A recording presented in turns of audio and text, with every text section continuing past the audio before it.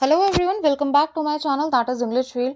ये जो आज का हमारा वीडियो है वो है प्रैक्टिस सेट, जो कि हमने स्टार्ट कर रखा है। ये एक मॉडल पेपर की तरह है एलटी ग्रेड इंग्लिश लिटरेचर के लिए। ठीक है, ग्रामर की हम बाद में स्टार्ट करेंगे, तो ये सीरीज़ आपको ज़रूर अटेम्प्ट करनी चाहिए। आज हम क्वेश्चन नंबर 26 से स्टार्ट करेंगे। 25 ऑलरेडी हम कर चुके हैं, ठीक है, और 50 क्वेश्चन तक आज हम यहाँ पे करेंगे। तो इसको आप ध्यान से देखिए और अपने आंसर्स भी टिक करिए। Without wasting any time, let's start. Question number 26. Why is the year 1798 taken to be the beginning of the romantic movement? ठीक है, तो इनमें से करेक्ट ऑप्शन होगा डी, लिरिकल बैलेड्स पब्लिश्ड। क्या इसमें से कब क्या हुआ था? तो लिरिकल बैलेड पब्लिश हुआ था। लिरिकल बैलेड से बहुत सारे क्वेश्चंस बनते हैं, छोटे से छोटा बड़े से बड़ा पॉइंट मैंने वीडियो में करा रखा है ऑलरेडी, आपको डिस्क्रिप्शन बॉक्स में मिल जाएगा। आप वर्ड्सवर्थ की प्लेलिस्ट चेक करिएगा, वहाँ पे कंप्लीट आपको नोट्स के साथ में मिलेगा, तो उसको एक बार आप ज़रूर चेक करें, आपके लिए बहुत ही बेनिफिशियल होगा। नेक्स्ट क्वेश्चन है romantic age is also known age. इस टाइप के क्वेश्चन बहुत आते हैं और आपको ऐसे क्वेश्चन को बिल्कुल भी इग्नोर नहीं करना है। Age of Wordsworth, romantic age को क्या बोलते हैं? एज ऑफ वर्ड्सवर्थ भी बोलते हैं। बढ़ते हैं आगे। 28th क्वेश्चन, वेयर डिड शैली settle and wrote his best poetry. शैली ने अपनी बेस्ट पोएट्री जो है वो कहाँ लिखी थी? ठीक है, तो पिज़्ज़ा, लास्ट जो है ये खाने वाला पिज़्ज़ा नहीं है, ये PISA है। ओके, चलिए बढ़ते हैं अपने नेक्स्ट क्वेश्चन की तरफ। Shelley was rusticated in 1811। Important point है, ठीक है, इसको भी आप याद रखिएगा, क्योंकि ऐसा नहीं है कि जितने क्वेश्चंस हम सॉल्व करते हैं हमें बस उतने ही क्वेश्चंस का आंसर मिलता है, उसके साथ साथ कोऑर्डिनेटेड, उससे कनेक्टेड जो पॉइंट्स होते हैं वो सारे भी हम साथ के साथ करते हैं। ठीक है, तो Shelley was rusticated in 1811 along with his fellow Thomas Jefferson Hogg. ठीक है, तो दो क्वेश्चन इसमें से निकले कि शैली कब रेस्टिकेट हुए थे? 1811। एक क्वेश्चन तो आपका ये हो गया, आप चाहो तो नोट्स भी बना सकते हो। उसके बाद किसके साथ में, जो उनका फेलो था, जो उसके साथ में था, उसका नाम क्या था? तो थॉमस जेफरसन हॉग। ठीक है, किस लिए? ठीक है, अब इनमें से आपको ऑप्शन चूज करना है कि क्यों उनको किया गया था, क्या उन्होंने लिखा था। The necessity of atheism. आप मुझे डिस्क्रिप्शन कमेंट बॉक्स में ज़रूर बताइएगा कि एथिज्म क्या होता है। ठीक है, आपने बिल्कुल लर्न की होगी, वो कैब्स में आपको मिला होगा एथिज्म, मैंने खुद ने कराया है वो कैब में। तो द नेसेसिटी ऑफ एथिज्म, जिससे मुझे भी पता लगेगा आप वीडियो कितना सीरियसली लेते हो और कितना ध्यान से देखते हो। एथिज्म का मतलब मुझे ज़रूर बताइएगा। इस 29th क्वेश्चन का जो आंसर है वो है ए। 30 क्वेश्चन नंबर देखते हैं हम। The famous line if winter comes can spring be far behind is taken from. Line ज़रूर देखिएगा, जो भी मैं यहाँ पे करवा रही हूँ बहुत ही इंपॉर्टेंट है। तो ये जो हमारी लाइन है वो ली गई है ode to the west wind, बहुत ही फेमस है। तो आपको ये लाइन भी फेमस है और ये पोएम भी बहुत फेमस है, ode to the west wind. चलिए नेक्स्ट क्वेश्चन देखते हैं।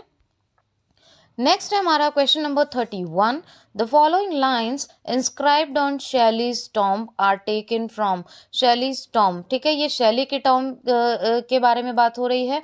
ऐसे ही शेक्सपियर के टॉम्ब की भी लाइन है, अगर आपको याद हो तो आप शेयर कर सकते हैं, बता सकते हैं कमेंट बॉक्स में। ठीक है, क्या लाइन्स थी? Nothing of him that doth fade but doth suffer a sea change into something rich and strange. ठीक है, तो ये जो लाइंस उस पे थी वो कहाँ से ली गई? क्वेश्चन आपका ये है, क्या लाइंस थी, ये भी एक क्वेश्चन बनता है। तो nothing of him that doth fade, ये आपको याद रखना है। ठीक है, और कहाँ से ली गई? तो ये ली गई from Ariel song in the Tempest. Ariel आपको पता होगा, एरियल का कैरेक्टर टेम्पेस्ट में, जो कि शेक्सपियर का प्ले है, बहुत ही फेमस है, स्वान सॉन्ग भी बोला जाता है इसे, और भी बहुत सारी चीज़ें हैं, सुपरनैचुरल एलिमेंट्स का इसमें यूज़ हुआ है प्ले टेम्पेस्ट में। ठीक है, काफ़ी सारी फेरीज, स्पिरिट्स, इन सारी चीज़ों का यूज़ हुआ है। कैलिबन एक मोस्ट इंपॉर्टेंट कैरेक्टर है जिसमें हमेशा क्वेश्चन बनता है। ठीक है, तो इम्पॉर्टेंट प्ले है Ariel song in the Tempest. Ariel ने एक सॉन्ग गाया था, वो है द टेम्पेस्ट, राइट। चलिए आगे देखते हैं। एरियल एक कैरेक्टर है टेम्पेस्ट प्ले में, ठीक है। John Keats died at the age of, John Keats की जो डेथ है वो कब हुई थी, ऐसे क्वेश्चन आ सकते हैं। कल ही मैंने आपको प्रैक्टिस सेट में बताया था that it's not necessary that you go with all the writers very deeply, but जो बहुत मोस्ट इंपॉर्टेंट है सबसे पहले आपका टारगेट वो होना चाहिए, उनको आप ज़रूर कंप्लीट करें। ये ना देखें अरे ये छूट रहा है ये छूट रहा है, क्या करें क्या नहीं करें, बस इसी में अपना टाइम वेस्ट करते जा रहे हैं।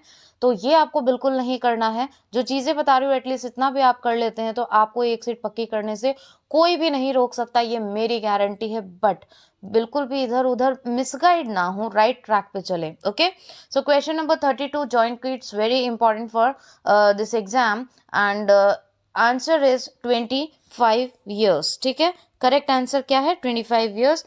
काफी कम एज में इनकी डेथ हो गई थी, ठीक है। When did Keats die?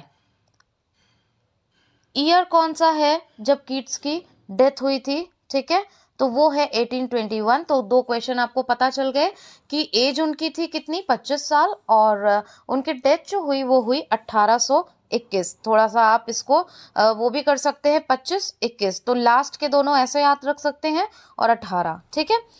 चलिए क्वेश्चन नंबर 34 देखते हैं। In which of the following poems did Tennyson intend to discuss the relationship between men and women in Victorian England, ठीक है। In which of the following poems, इनमें से ऐसी कौन सी poems हैं जिसमें टेनिसन ने discuss the relationship between men and women, इस रिलेशन के बारे में बात किया इन विक्टोरियन इंग्लैंड। ओके, तो वो कौन सी ऐसी पोएम है? तो उसका नाम है the princess. Very important question, ठीक है। तो द प्रिंसेस। नेक्स्ट है विच of the following best कैरेक्टराइजेस the mood off Mariana, ठीक है। द बेस्ट मूड मतलब द मूड ऑफ मैरियाना का जो मैरियाना कैरेक्टर है उसका बेस्ट क्या मूड रहा, इसमें से सब में से जो आपको मोस्ट सुटेबल लगता है उसको आप चूज करेंगे। तो आपके क्वेश्चन नंबर 35 का आंसर है मेलैंकली आइसोलेशन, ठीक है। आइसोलेशन जो कहते हैं ना, अभी आइसोलेट कितने लोग हुए थे कोविड में, तो आइसोलेट कर लेते हैं अकेलापन, ठीक है। चलिए नेक्स्ट देखते हैं। Robert Browning was born in Walworth in parish of Camberwell, Surrey, on. Question number 36 is from biography of Robert Browning. Robert Browning की जो पोएम है वो ऑलरेडी अपलोडेड है, लाइन बाय लाइन एक्सप्लेनेशन है, उसको आप जरूर चेक करें, डिस्क्रिप्शन बॉक्स में आपको लिंक मिल जाएगा। May 7, ठीक है, 7th में इसका करेक्ट आंसर होगा। Robert Browning was born in the year, कौन से ईयर में रॉबर्ट ब्राउनिंग का जन्म हुआ था? वो हुआ था 1812, और जो अभी कीट्स का आपको डेथ बताई थी वो थी 1821। तो कुछ ना कुछ कनेक्शन लगा के आपका माइंड जिस तरीके से चीज़ों को एक्सेप्ट करता है, रीड करता है, आप इसके ट्रिक्स भी बना सकते हैं, ठीक है। Question number 38, Matthew Arnold started his career as, Matthew Arnold ने अपना करियर किस रूप में स्टार्ट किया था? तो एज इंस्पेक्टर ऑफ स्कूल्स, ठीक है। मैथ्यू अर्नोल्ड ने अपना career as inspector of school start किया था। Now question number 39, who was the father of Matthew Arnold? Matthew Arnold के फादर कौन थे? थॉमस अर्नोल्ड थे उनके फादर, ठीक है। तो इसका जो करेक्ट ऑप्शन हो जाएगा बी। कौन थे? मैथ्यू अर्नोल्ड के फादर थॉमस अर्नोल्ड थे, ठीक है। W.B. Yeats was, W.B. Yeats क्या थे? वो एंग्लो आयरिश थे, ठीक है। So question number 40 is the correct answer. Question number 40 का A is the correct answer, sorry. Now question number 41, the complete name of W.B. Yeats. अच्छा, इस type का ये चीज़ मैंने आपको पहले भी बताई थी, ठीक है, कि LT में ये चीज़ पूछी जा सकती है। जैसे W.B. ईट्स, मोस्टली हम W.B. ईट्स ही बोलते हैं, ठीक है, लेकिन उनका फुल नेम क्या है? हो सकता है बहुत सारे राइटर्स का आपसे फुल नेम पूछ लिया जाए, तो आपको उसकी भी नॉलेज होनी चाहिए। विलियम बटलर ईट्स, ये उनका फुल नेम है, और इनकी जो भी इनके वर्क है बहुत इंपॉर्टेंट है जो आपके सिलेबस में है, और ऑलरेडी हम उसको यहाँ पे करवा भी चुके हैं। नेक्स्ट देख लेते हैं क्वेश्चन नंबर 41। ये हम देख चुके हैं question number 41 already, William Butler Yeats. 42 देखते हैं। When was T.S. Eliot born? तो T.S. एलियट का जन्म कब हुआ था? बहुत ही इजी है याद रखना। टी.एस. एलियट का जन्म हुआ था 1888 में, ठीक है। तो एलियट से 8 आपको वैसे ही पता चल रहा है, तो वैसे ही आप 1888 याद रख सकते हैं। 43 क्वेश्चन नंबर है, what abbreviation does T S. Eliot stand for, ठीक है। टी.एस. एलियट का भी यहाँ पे पूछा गया है, तो थॉमस स्टर्न्स, ये कुछ बहुत ही इम्पॉर्टेंट हैं, इसलिए मैं आपको बार बार कह रही हूँ कि जो भी इंग्लिश फील्ड चैनल से टेस्ट सीरीज आ रही है, प्रैक्टिस पेपर्स आ रहे हैं, ये सिर्फ और सिर्फ व्यूज़ बढ़ाने के लिए नहीं, कोरम पूरा करने के लिए नहीं, या फिर सिर्फ एक बंडल भर के क्वेश्चन दे दिए, ये लो 1000 क्वेश्चन, ये लो 5000 क्वेश्चन। मैं क्वांटिटी में कभी बिलीव नहीं करती, क्वालिटी में बिलीव करती हूँ। कम मिले but content should be authentic. आपके पास में वीडियो 1 या 2 ही जाए, लेकिन वो आपकी प्रिपरेशन की जर्नी में, आपके एग्जाम क्रैक कराने की जर्नी में आपके लिए बहुत बेनिफिशियल होना चाहिए, और आपका टाइम वेस्ट नहीं होना चाहिए। Most important is that. थोड़ा सा मेरी सोच अलग है, ठीक है, लेकिन बहुत ज़रूरी है कि कंटेंट ऑथेंटिक हो, जो क्वेश्चंस आप करें वो एग्जाम ओरिएंटेड हो। That's why I always emphasize कि आपको ज़्यादा से ज़्यादा एमसीक्यू सॉल्व करने चाहिए। आप प्रिपरेशन भी करो, साथ में ये भी करो, वैसे भी आपका तैयार होता जाएगा, बिकॉज हमने सारे ही क्वेश्चंस को इसमें इंक्लूड किया है। So we have done question number 43। Now come to question number 44। The complete name of W.H. Auden. W.H. Auden का जो फुल नेम है वो क्या है? वेस्टर्न हाई ऑर्डन, ठीक है, वेस्टर्न हग ऑर्डन भी कह सकते हो आप। जिस भी तरीके से आपको लर्न हो, जिस भी तरीके से आपको याद रहे और आप एग्जाम में टिक सही लगा के आ सको, आप उसको लर्न कर सकते हो, ठीक है। बार बार मैं कहती हूँ, आपको पीएचडी नहीं करनी है, आपको एग्जाम को क्रैक करना है। The complete name of Philip Larkin is. Philip Larkin का जो कंप्लीट नेम है वो क्या है? बहुत इंपॉर्टेंट क्वेश्चन है। फिलिप आर्थर लार्किन, ठीक है। तो उनका जो कंप्लीट नेम है, अब देखिए यहाँ पे कंफ्यूज करने के लिए कितनी सारी चीज़ें दी हुई है। Philip Arner Larkin, Philip Arthur Lennon, तो बहुत ध्यान से आपको देखना है। फिलिप लार्किन तो हमें लर्न है वैसे भी, तो आर्थर है, तो ये है उनका complete name. Now question number 46, who is known as the bard of democracy among the following. The bard of Avon कौन है? कमेंट बॉक्स में बताइएगा। कुछ क्वेश्चंस मैं हर एक वीडियो में आपसे पूछूंगी और उनके आंसर्स आप मुझे कमेंट बॉक्स में देना, जिससे आप भी अपनी लॉयल्टी शो कर सकते हो कि जी हाँ, आप भी देख रहे हो, क्योंकि ये सारे वीडियोस आपके रिक्वेस्ट पे आ रहे हैं। मैंने मेरा काम पूरा किया, आप भी अपने कमेंट के थ्रू अपना काम पूरा करिएगा और ज़रूर बताइएगा क्वेश्चंस कितने करेक्ट हुए, और in the middle of the videos मैंने कितने क्वेश्चंस आपको भेजे दिए, और उनका आंसर आप कमेंट बॉक्स में ज़रूर दीजिएगा। चलिए क्वेश्चन नंबर 46 देखते हैं। The bard of democracy among the following. तो इसमें से द बार्ड ऑफ डेमोक्रेसी किसे कहा जाता है? एमर्सन को, रॉबर्ट फ्रॉस्ट को, ठीक है। द बार्ड ऑफ डेमोक्रेसी याद रखिएगा, किसे कहा जाता है? The bard of democracy. एक minute, Robert Frost, yes, Walt Whitman या फिर इमैली डिकिंसन, इनमें से किसको कहा जाता है? तो C is the correct answer. Bard of democracy कहा जाता है वॉल्ट विटमैन को, ठीक है। चलिए देखते हैं question number 47। Emily Dickinson is the eminent poetess of. Emily Dickinson जो है वो एमिनेंट पोएटेस ऑफ कहाँ की हैं? वो हैं अमेरिका की, ठीक है।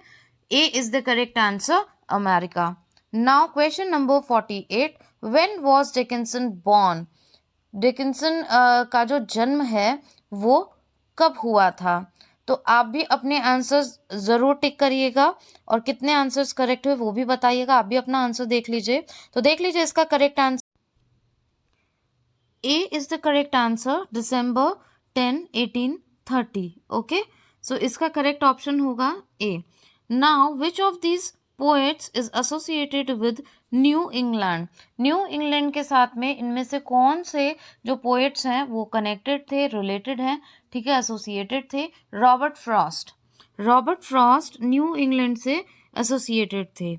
Now last question, question number 50, जो हम लोग 25 कल किए थे और ये 25 आज है। तो question number 50, Robert Frost was born on. Robert Frost का जन्म कब हुआ?